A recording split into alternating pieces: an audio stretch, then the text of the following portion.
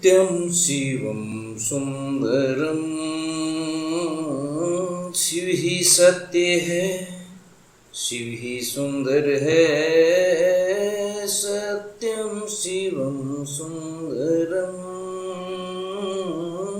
शिव ही सत्य है, शिव ही सुंदर है। सत्यं शिवं सुंदरम। सभी दोस्तों का MSR पाठशाला में स्वागत है, अभिनंदन है। मैं आपका प्रिय दोस्त महबूब सिंह राठौर। दोस्तों, सावन का पहला सोमवार है और शिव को याद न करें ऐसे हो नहीं सकता। अतः शिव की वंदना के साथ अपना आज का कार्यक्रम आरंभ कर रहे हैं।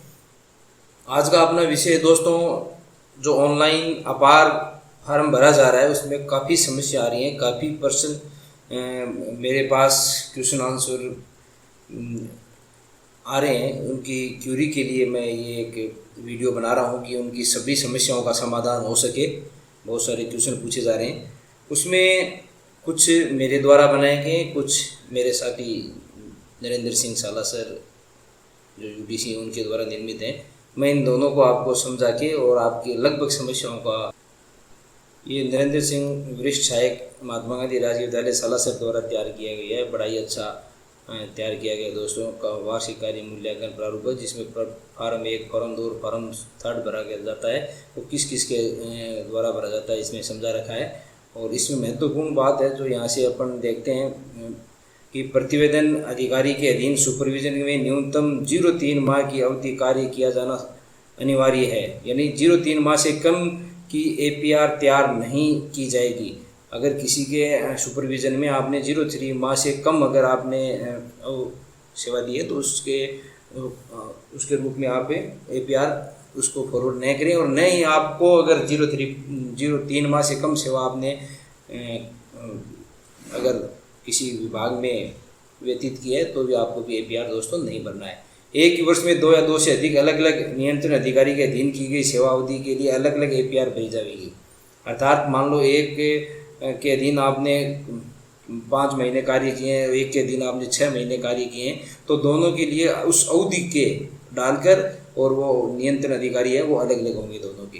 कार्मिक की नियुक्ति 70 के मध्य में हुई है तो नियुक्त से पूर्व के 70 CBO से सत्यापन कराने के पश्चात ही भरा जाएगा। यानी जो पूर्व का जो APR है आपकी नियुक्ति मध्य में हुई है, जैसे मान लो आपकी नियुक्ति जून में हुई है तो फिर जून से पहले के जो APR आप भरना चाहते हो, जिसमें आप लिखोगे कि मेरी नियुक्ति नहीं है, मैं सेवा में नहीं था, ये करके आप उसको सेव करोगे। लेकिन ये CBO के सत्यापन के पश्चात ही करना है दोस्तों। उसके बाद अगला पॉइंट है, यदि वर्ष के मध्य में समीक्षक अधिकारी या स्वीकारी अधिकारी परिवर्तित हुए हैं लेकिन प्रतिवेदक अधिकारी वही रहते हैं तो नए सिरे से APR भरने की आवश्यकता नहीं है। यदि रिपोर्टिंग अवधि में 1 से अधिक समीक्षक अधिकारी रहते हैं तो अंत में आए अधिकारी द्वारा प्रतिवेदन की समीक्षा की जाएगी। लेकिन यहाँ भी 0-3 का सुपरविजन आवश्यक है। ऐसा नहीं है कि नहीं है तो पूर्व समीक्षक अधिकारी का प्रतिवेदन मान्य होगा।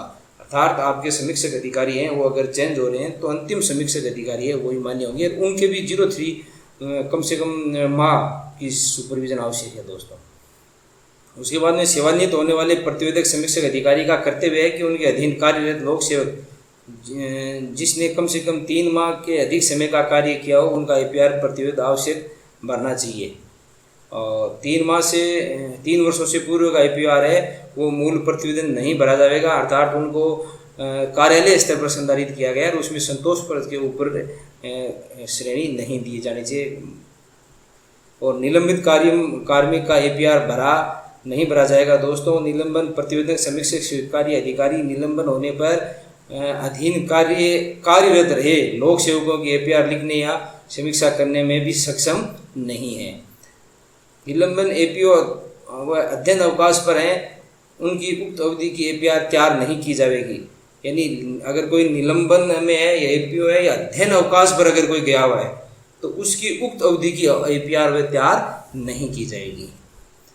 प्रतिवेदन अधिकारी APR लिखने में सक्षम, प्रतिवेदक अधिकारी APR लिखने में सक्षम नहीं है तो प्रतिवेदक अधिकारी का कार्य समीक्षक अधिकारी करेगा एवं स्वीकार्यता अधिकारी द्वारा स्वीकार के साथ साथ समीक्षा का कार्य भी करेगा, यानी स्वीकार्यता अधिकारी को समीक्षा और स्वीकार दोनों कार्य करने होंगे। जैसे सहायक, वरिष्ठ सहायक के मामले में सीबीओ, जेडी और जेडी। समीक्षा अधिकारी एपीआर लिखने में सक्षम नहीं हो तो स्वीकार्यता अधिकारी स्वीकार करने के साथ साथ समीक्षा भी करेंगे। जैसे दोस्तों वरिष्ठ सहायक के मामले में प्रधानाचार्य, जेडी, जेडी। इसी प्रकार प्रतिवेदक समीक्षा दोनों के लिए सक्षम नहीं हो तो तीनों कार्य प्रतिवेदक समीक्षा के स्वीकार्यकर्ता अधिकारी द्वारा किए जाएंगे। जैसे वरिष्ठ सहायक के मामले में या जेडी, जेडी, जेडी होंगे, ये वरिष्ठ सहायक के मामले में एग्जाम्पल दे रखे हैं इन्होंने। अन्य विभागों संगठनों में प्रतिनियुक्ति पर कार्मिकों के मामले में जो राज्य द्वारा नियंत्रित होते हैं कि एपीआर चैनल के अनुसार तथा नियुक्ति अधिकारी का कार्य विभाग को भेजा जा सकता है, जैसा कि मामला हो। तो इस प्रकार दोस्तों कहने का अर्थ है कि इसमें जो समीक्षक अधिकारी है या जैसे प्रतिवेदक अधिकारी से ऊपर है समीक्षक अधिकारी और स्वीकार ये करता अधिकारी, अगर वो अधिकारी एपीआर को स्वीकार करने में और समीक्षक करने में नहीं कर सकते तो ये तीनों कार्य स्वीकार्यता अधिकारी द्वारा किए जाएंगे, इन रिपोर्टिंग ऑफिसर द्वारा किए जाएंगे। तो इस प्रकार ये कुछ महत्वपूर्ण क्वेश्चन सॉल्यूशन करने की कोशिश करूँगा।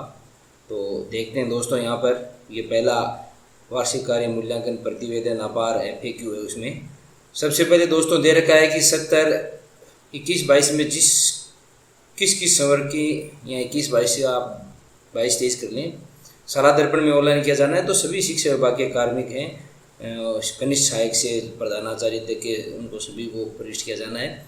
फिर मेरे समीक्षक अधिकारी पदोन्नति उपनिदेशक से संयुक्त निदेशक के पद पर हो गई है, क्या मुझे अपना प्रतिवेदन उन्हें भेजना है?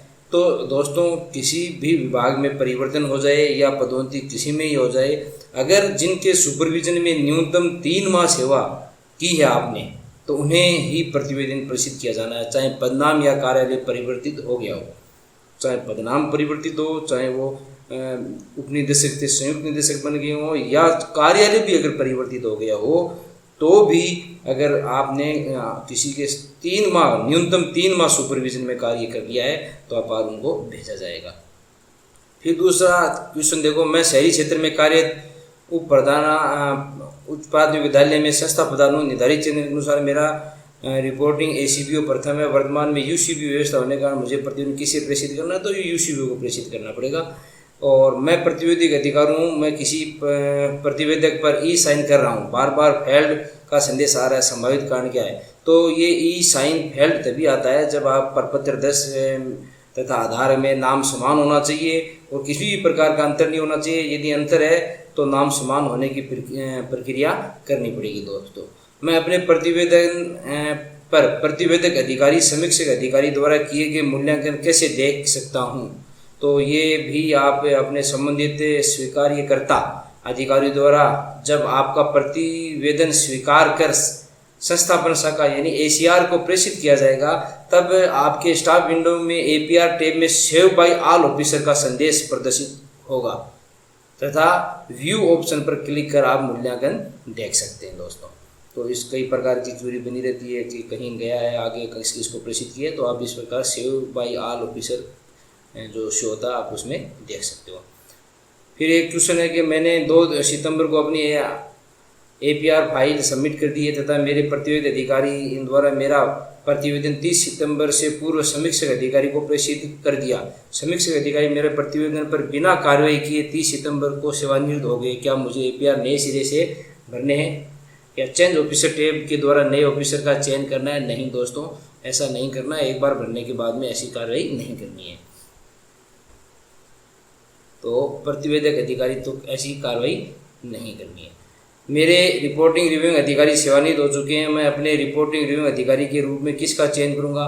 तो अगर सेवानिवृत्त हो चुके हैं तो कोई दिक्कत नहीं है। यहाँ देखो परिपत्र दिनांक 23/11/20 के निर्देशानुसार पालना करते हुए आप सेवानिवृत्त ऑप्शन का चयन करते हुए सेवानिवृत्त अधिकारी का नाम पद टेक्स्ट बॉक्स में लिख कर सेव करें। उक्त प्रविष्टि के सत्यापन हेतु सेवानिवृत्त होने वाले अधिकारी के स्थान पर सर्च ऑप्शन में वर्तमान में पदस्थापित अधिकारी का नाम चयन करें। तो इस प्रकार आप ये कार्य कर सकते हैं। दोस्तों उसी प्रकार जो कि 10वां क्वेश्चन है, मैं व्याख्याता पद पर कार्यरत हूँ, मेरे पास मतलब 70/22/23 APR अवधि के स्वयं के विद्यालय राजकीय उच्च माध्यमिक विद्यालय का अन्न वितरण अधिकारी 03 पावर है, मेरे रिपोर्टिंग अधिकारी कौन होंगे?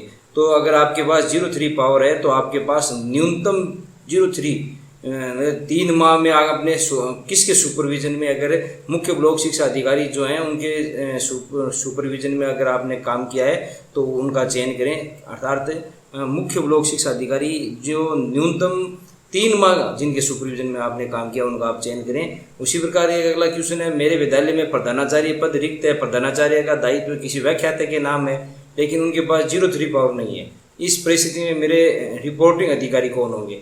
तो दोस्तों 03 का पावर नहीं है तो रिपोर्टिंग अधिकारी वही होगा जिनके पास आपके विद्यालय का 03 पावर है, इसलिए ये चीज़ ध्यान रखें। मैंने दिनांक 22 को द्वितीय श्रेणी में पदोन्नत होकर एक अन्य स्कूल में व्याख्याता पद पर कार्य ग्रहण किया है, मेरे रिपोर्टिंग व समीक्षक अधिकारी अलग अलग होंगे क्या? अगर आपने पहले वरिष्ठ अध्यापक थे और फिर व्याख्याता पद पर आपने कार्य ग्रहण किया है तो दोनों अवधि में रिपोर्टिंग अधिकारी संबंधित प्रधानाध्यापक यानी माध्यमिक विद्यालय या प्रधानाचार्य होंगे जिनके अधीन आपने सेवा की है, एवं समीक्षक अधिकारी एक ही होंगे जो आपके अंतिम पदस्थापन के अनुसार होंगे, यानी जो अब आपका व्याख्याता के अनुसार पदस्थापन है उनके अनुसार आपके समीक्षक अधिकारी होंगे और रिपोर्टिंग अधिकारी है वो दोनों ही होंगे। दोस्तों ये 23/11/2020 के दिशा निर्देश के पालन करते हुए बनाए गए हैं सारे क्वेश्चन। अगला क्वेश्चन है कि मैं 1/7/2021 से 1/10/2022 तक द्वितीय श्रेणी अध्यापक था, मैंने विभागीय पदोन्नति उपरांत 1/2/10/2021 को व्याख्याता के रूप में कार्य ग्रहण कर लिया, तो मैं APR किस पद के अनुसार भरूं? तो दोस्तों इसमें APR वर्ष के अंतिम पद का चयन लोक सेवक प्रकार में करना होता है, तो आप संबंध में आपको लोक सेवक के प्रकार के रूप में व्याख्याता पद का चयन करना होगा, क्योंकि आपका अंतिम पद व्याख्याता है, अतः अंतिम पद के अनुसार है वो लोक सेवक को अपने पद का चयन करना होता है, व्याख्याता के रूप में लोक सेवक का पद चयन करेंगे। मैं रिपोर्टिंग अधिकारी हूँ, मैं अपने सालांतरपण लॉगिन पर लोक सेवक से प्राप्त APR कैसे फॉरवर्ड करूँगा? आप लोक सेवक से प्राप्त APR पर अपनी टिप्पणी अंकित करके पश्चात सबमिट करें अथवा ई-साइन करें और उसे समीक्षक अधिकारी को फॉरवर्ड कर दें। मॉड्यूल में प्रविष्टि कौन से फ्रॉड में की जानी है? तो ये इंग्लिश और मंगलम फ्रॉड है, उनमें होनी है प्रविष्टि। दोस्तों मैं अपने समीक्षक अधिकारी के रूप में CDO का चयन करना चाहता हूँ जिनके पास जिला शिक्षा अधिकारी मुख्यालय का भी प्रभार है। CDO के रूप में सर्च करते समय उनका नाम प्रदर्शित नहीं हो रहा है, मूल पदस्थापित पद के अनुसार ही नाम प्रदर्शित होगा। आपको जिला शिक्षा मुख्यालय के रूप में सर्च करके चयन करना होगा, अर्थात इसको जिला शिक्षा मुख्यालय के रूप में इनको चयन करना होगा क्योंकि उसके अनुसार ही इनका नाम शो होगा। मैं अपना APR स्टेटस कैसे देख सकता हूँ? तो आप लॉगिन में APR टैब में APR स्टेटस कॉलम में जाकर अपना APR स्टेटस आप देख सकते हो। दोस्तों तो ये कुछ ऐसे क्वेश्चन थे जिनके मैंने आंसर दिए, उसके बाद में अपन दूसरा सेकंड अपना टैब खोलते हैं दोस्तों, जिसमें भी बहुत सारे क्वेश्चन हैं आंसर थे जिससे आपको समस्या आ रही थी, उसको मैंने हल करने की कोशिश की। वीडियो लाइक व शेयर सब्सक्राइब जरूर करें दोस्तों, और ज़्यादा से ज़्यादा शेयर करें ताकि सभी लोगों की समस्याओं का समाधान हो सके। धन्यवाद। आपका प्रिय दोस्त महब सिंह।